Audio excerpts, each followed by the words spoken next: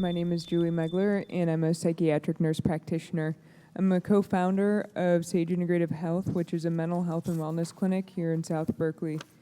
And it weaves together both traditional psychiatry with alternative modalities, such as legal forms of psychedelic-assisted therapy. We're currently using ketamine-assisted therapy for treatment-resistant depression.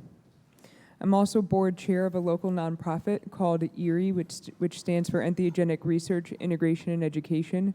We've been around for about 5 years, and we host local educational events and community events on the subject of entheogenic plants and psychedelics. In addition to my clinical work, I've been, as I mentioned, facilitating large-scale education events on the topics of entheogens and psychedelics with a particular emphasis on risk reduction. Please note I use the word risk reduction instead of harm reduction. This is because these plants and fungi do not cause harm like substances like cocaine and heroin. Like with all things in life, there are potential risks, and education is important to choosing the appropriate environment to ensure safety.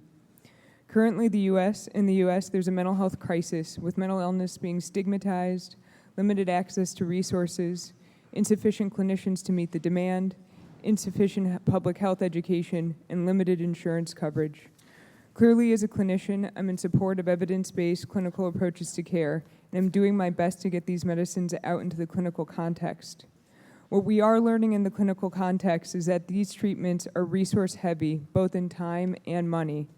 We should never sacrifice quality of care for numbers. However, I do believe that clinical level of care and resources are only necessary for the most difficult cases. I personally have suffered from a long history of chronic medical illness, and chronic pain has had an impact on my emotional well-being at times.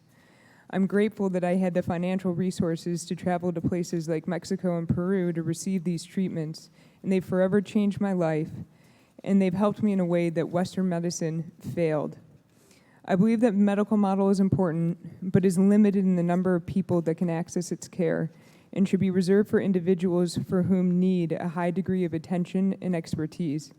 This resolution helps get access to psycho-emotional care to communities that need it and lack this access. Many cultures have used these plants and fungi to help support the well-being of their people, and I believe that the public deserves to have access to psychedelics, which have the potential to support their well-being.